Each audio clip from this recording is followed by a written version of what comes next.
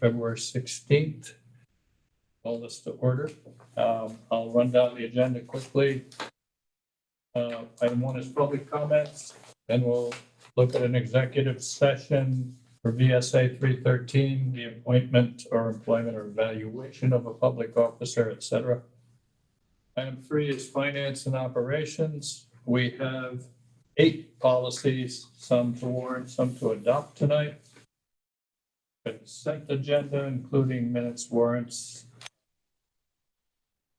No leave absences, but there is one notable retirement. Resignations, nominations, superintendent's report is item 6, chair's report is 7. Any other items to be brought before the board, although we can take no action, as item 8, and number 9 is for your information, it's budget status report. If the agenda is okay with everybody, if not, say now or forever. Okay. In that case, item 1 is public comments. Do we have any members of the public wishing to speak? See anyone online? I don't see or hear anyone. No one is present. In that case, we'll move into executive session for the appointment or evaluation of public officer, VSA 313. We need a motion to. So move. We have a motion from Leon. Do we have Second. a second from Ray? And all those in favor signify by saying aye. Aye. Aye. Opposed or abstentions? No.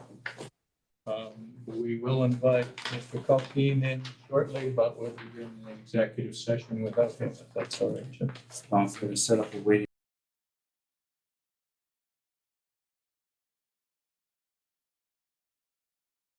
Agenda is finance and operations. We have a treasurer's report from December 20.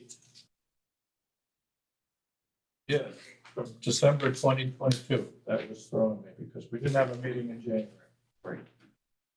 Do we have a motion to approve the treasurer's report? So moved. Motion from Jackie, second from Jackie. Discussion? Seeing none, all those in favor of accepting the treasurer's report for December 31, 2022, signify by saying aye. Aye. Aye. Opposed? No abstentions? The report is accepted. We have 8 policies.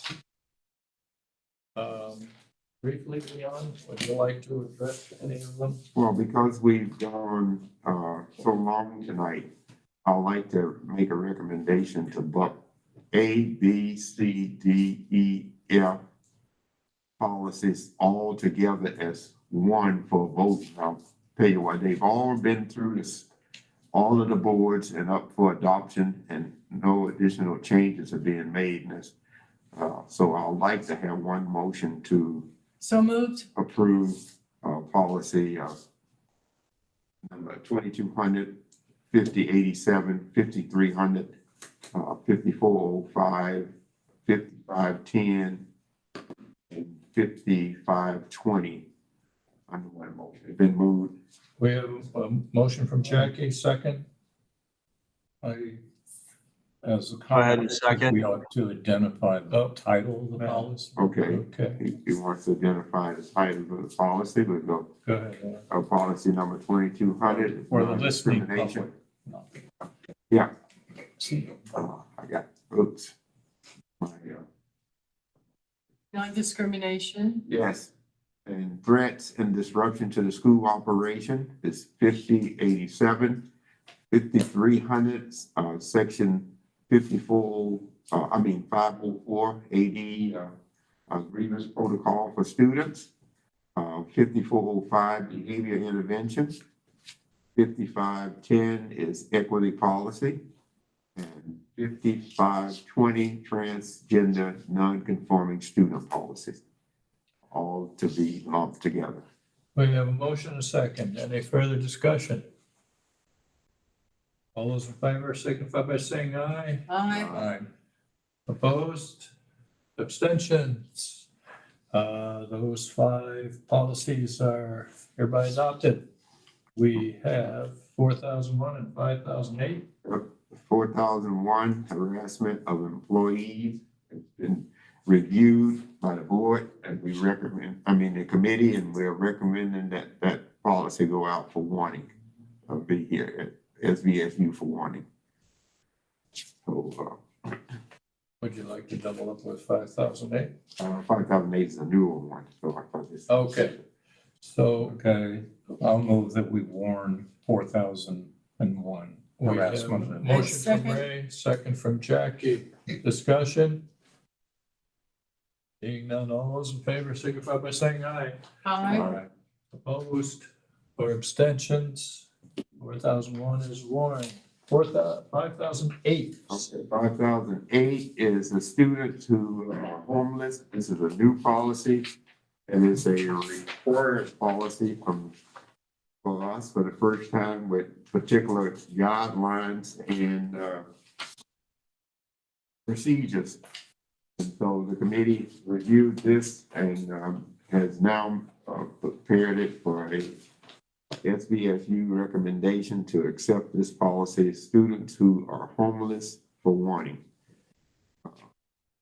We have a motion. So moved. Jackie, second from Ray. Further discussion? All those in favor signify by saying aye. Aye. Opposed? Was that an opposed? No, that was an aye. That was a Okay. yes. And no abstentions? That motion is carried. Policy is warned. Item 5 is the consent agenda. Minutes from December 20. I think. Leave of absence, retirements. No leave of absence, I'm sorry, retirements, resignations, nominations. And the minutes were December 20. Yes. Do we have a motion to So accept moved. the consent agenda? A motion from Jackie. We have a second. Second, Leon. Discussion. I'd only like to add one thing. We have a 26-year employee, Karen Waselenko. I think our clerk typically gets together with Katie West to find out the particulars and sends out a letter that thanks them and appreciates their service. I I'll think reach out to Katie. that's you. Thank you. That's me. Any other discussions? If not, all those in favor of approving the consent agenda, signify by saying aye. Aye. Opposed? Abstentions? The consent agenda is passed. Superintendent's report, Mr. Coquine. Good evening. I want to begin by taking the opportunity to thank the board chair. This very well may be his last meeting. And I want to publicly thank him for his service to the supervisory union, to our student staff, and well before that, the Union Elementary District, and before that, the Woodford School Board. So thank you. I don't know how many years, Dick, but you've been a very wonderful leader to work with, and I thank you. Thank you. On Monday, we held, in this room, we invited our area legislators to come in for a coffee with administrators to give feedback as they're in their session from what we're seeing in our schools, what we're dealing with, what our concerns are. As you can imagine, a lot of it addressed our concern about the financial cliff that will come when ESSER funds end, and we want our legislators to hear that, how many positions and initiatives and supports that are in place that are being paid for by that. We will do another one in March, and at that time I will invite board members to come to, so legislators can hear what their concerns. We did it both virtually and in person, so just a coffee and conversations with our legislators. So I will let you know when we have that scheduled. Jim, I'm sorry, on that topic, since Arlington has different state legislators, could we find a way to incorporate Cynthia and Seth? I mean, Kathleen and Seth? Kathleen some was present fashion? on Monday. Kathleen was there? Yes. Great, Yep, Thank we you. made sure that the Arlington representatives were invited. Yep. thank you. We're continuing to work on a calendar. Just a reminder, I have to complete a regional-based calendar and submit it to the state every year by April 1st. We've had a series of meetings on that, getting feedback from different groups. As you may imagine, there's still concern about the impact of the half-days that are in the calendar. I, as an educator, feel that they are vital so that we can provide professional learning for our staff and to also make up for some preparation time that has been lost because of lack of substitutes. We aren't done yet with what the final draft of that calendar is going to be like. And do we have room for any compromises? The current question that was on the table from our last meeting for that. So, but by April 1st, I have to have that completed.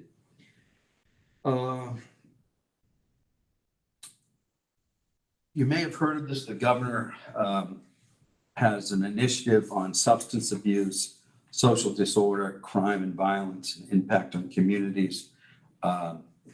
Retired colonel from the state police, Jim Baker, has been tasked with the governor for leading that force. So Bennington is one of the focus areas. So administration met with him last week to plan for a focus group meeting that took place here yesterday. From some of our community partners were present, and then a lot of staff members like our family engagement counselors, to talk about the impact in our schools for that we're seeing. A lot of the behavior issues that we're talking about. And this is to further roll into a summit that Bennington College will be hosting with all the focus groups. So we are the education prevention group. There's a law enforcement group. There's a hospital and other community partners. They all have their own focus group that will do the meetings like we did yesterday. And then we will send representatives to the summit meeting. Like we had, I don't know, well over 25, 30 people at this focus group yesterday. And we'll only be sending 3, 4, or 5 representatives to the summit, which is in March. Our next step for us is to draw up 2 or 3 focus statements that came out of the meeting yesterday, which is really focusing on the impact our students. My understanding on this is the term they're using a heat map of the communities to see where, basically where is law enforcement responding to, tracking that information, similar to what they used, as explained to me, as they did during the pandemic. That's what a heat map is, so that they can target resources to see if we can give assistance that may then have an impact on reducing some of the incidents that we're seeing in our schools. So, and the other thing, our former office on Beach Street is being utilized. I'm reluctant to give a full number of how many students are there because I also don't want to identify and tag, but Don't know the number. but it's progressing. Let's say there's less than 15, but more than 5. How's that's that work? good. Okay. And staffing right now is probably what is impacting us, having more students there. But I'm very pleased with that we're able to offer that program to assist students who need those transitional services from their schools, and hopefully it'll be a relief valve from some of the things that we're seeing in school. It's not going to be the answer, And the goal is everyone who goes there, there's a step plan that outlines what hopes to be accomplished there. And what is the step to get them back to their sending school? Like, what's the targets for that? So I'm sure that that's being done for every student that's going there. So a lot going on. My main priority, well, school vacation next week, so things may slow down a little, but right back on the calendar, we'll get that. There's so many players in that calendar, everything from the tech center to, Arlington and accommodating the ski program, which impacted those Wednesdays. But I don't say that as way. I will say this publicly. If I had the ability, I would have a half day every day. I mean, every week. It's getting late. Once a week, like every Wednesday is the week. I know that that's an impact on families, but it's a long progression to get there. Like, the cultural shift that would go with that, when people understand, what that is. It's not a half day for teachers. There's meaningful, learning for our staff. And all the research that we look at as educators, if we just did that professional learning in the beginning of the school year and then didn't bring our staff together again during the year, we wasted whatever we did in the beginning of the year. There has to be periodic check-ins and learning. So I am an advocate for it, with the understanding that it does have a lot of impact, but we continue to grow what other programs there are for our learners to do on Wednesday afternoon. And I think that as the subsequent years go on, those Wednesday afternoon programs will be strengthened and the professional learning will be even more rigorous. That's my update. In other words, you're saying those half days, you have like club meetings. There are club meetings, there are community partners that are working with us too, like the YMCA that is developing programs, and we, list those with families. So more there's- development with our There's partners. less of an impact than on the working family. Yeah, because the problem with our own internal clubs is then that staff member might not be available for the professional learning if they're running a club, that type thing. But Well, it could be a different club. And of course, in the North Shire, they've had a lot, the ski things. Yeah. And so, I mean, I'm sure that was very helpful because some people, might make their dental appointment that day, give them a half day. Yeah. I think it's a great idea. well, it's the breather that it gives our staff right now, because, we have a lot of staff that are losing their prep periods, particularly in our elementary schools, because they're on subs, so they're covering. So we try to make up with it on the Wednesday afternoon. And I don't see the lack of subs going away anytime soon. It's anyone who's trying to hire workers. Being a substitute teacher was not a great job before, and it's even more difficult now. And, we can say we can raise rates of pay, but if we go much higher with our subs, we'll be surpassing what we pay a sub, what we pay our paras, and that is a concern. So Yeah, some states now are discounting taxes for teachers and other personnel at school, as well as nurses, and as an incentive. So because every community can't put up all that money, to raise every salary, but if you could lower their taxes, great. I hope when you speak to the legislators, you have those. I invite you to the March legislative coffee. I might not be here. All right, okay. But I have heard that, mentioned on a national scale, which I have no New control York over. State, New York State is doing it, or trying to do it. That- Oregon is doing it. I just That heard if you're an that, educator, there's a waiver of your state taxes. yes. That's like, an instant pay raise. Yeah, I have heard those proposals, so. And then, just ask Bernie for money, because he wants all of them to have a beginning salary of $60,000. We are in negotiations with our principals, except the Arlington principals are not in their individual contracts. They are not in the bargaining unit with the other principals. But, going forward, that's something that I would really like to look at, why we couldn't do that. And we will be beginning negotiations for support staff in both Arlington here, and teacher's contract in Arlington is also up for negotiations. So all in, but the other communities of the SU, their teacher contract is still intact for next year, so we'll begin next fall for that negotiation. So is there a way for families of working people to have a say on schedule or the calendar? And in terms of, it's probably finding ways to make sure they have access for their children to be taken care of during periods if they're working.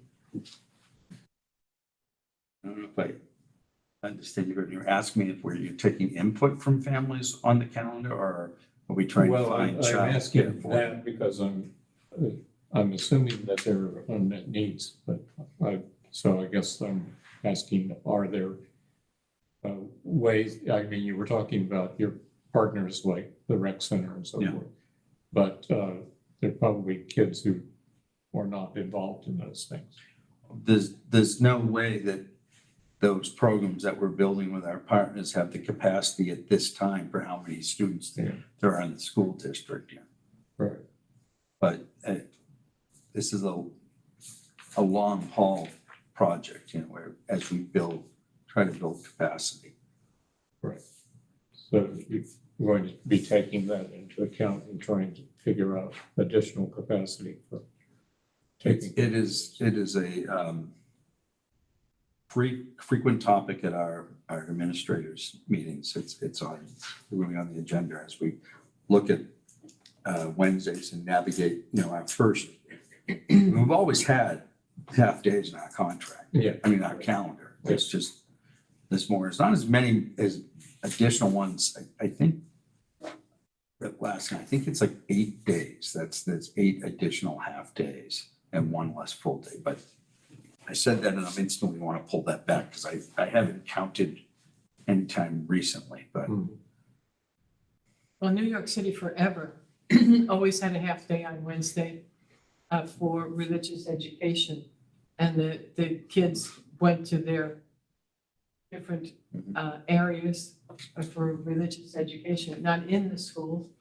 I don't think so. But as a teacher in New York City, I had Wednesday afternoons off. Yeah. But we would also have once a month our faculty meeting on those Wednesday afternoons. and locally Burton is every Friday. Yes. It's a half day. But those are paid days. Yeah, I'm not making a point about the half days. I'm making a point about taking care of kids for Right. parents who have difficulty. I couldn't agree more. No, sir? Okay. We, a group of us that formed an evaluation committee, Matt, Jackie, Nicole, Ray, and Chris Murphy, completed the evaluation. This is probably the most exhaustive, time-consuming evaluation any of us have ever been involved in, and we learned a lot of things.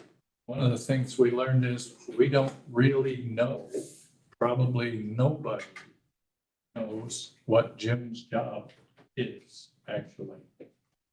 I hope he does. I think he does.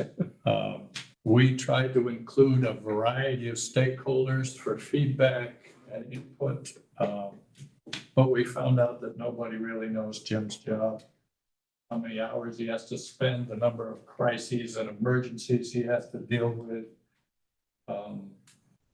So we know that Ray researched an awful lot of minutes.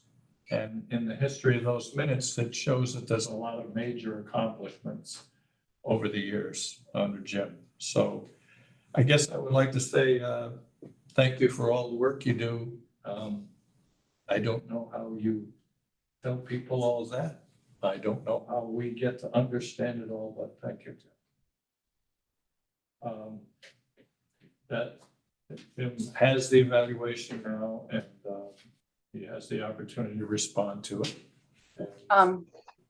Dick, I did send you, based on our conversation, I did send you an updated version to reflect those few comments. So I don't know if you can access your email and print that so that Jim has that copy, or I can send that updated copy to Jim.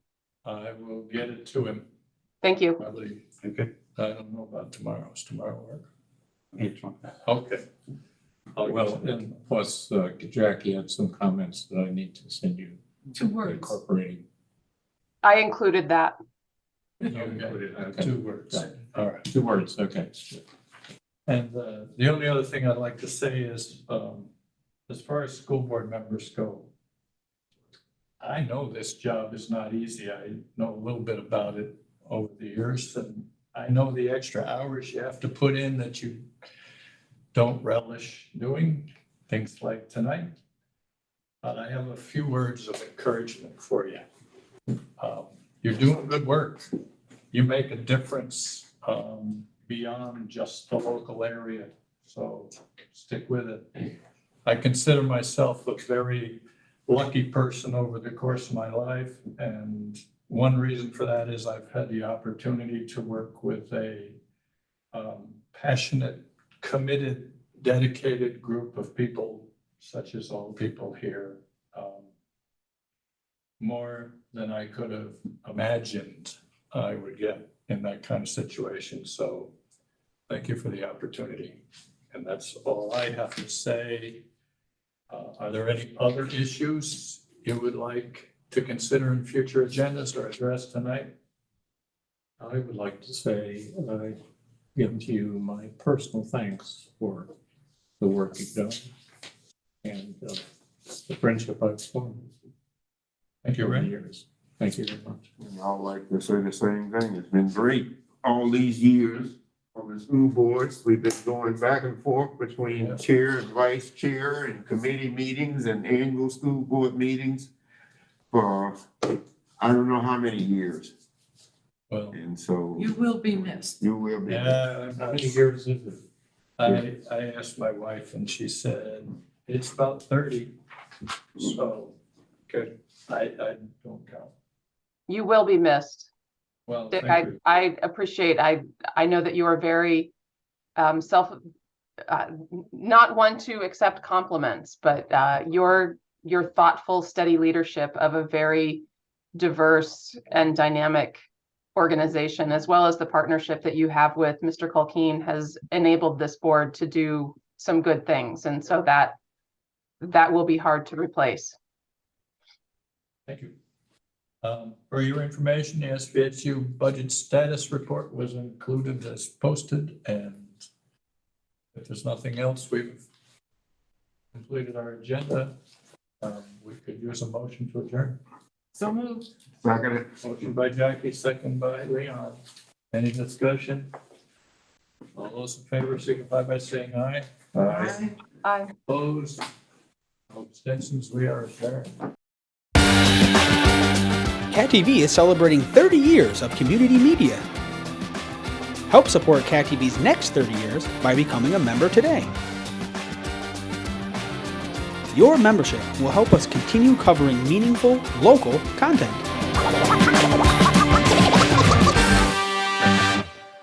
Thank you for supporting your local community media station.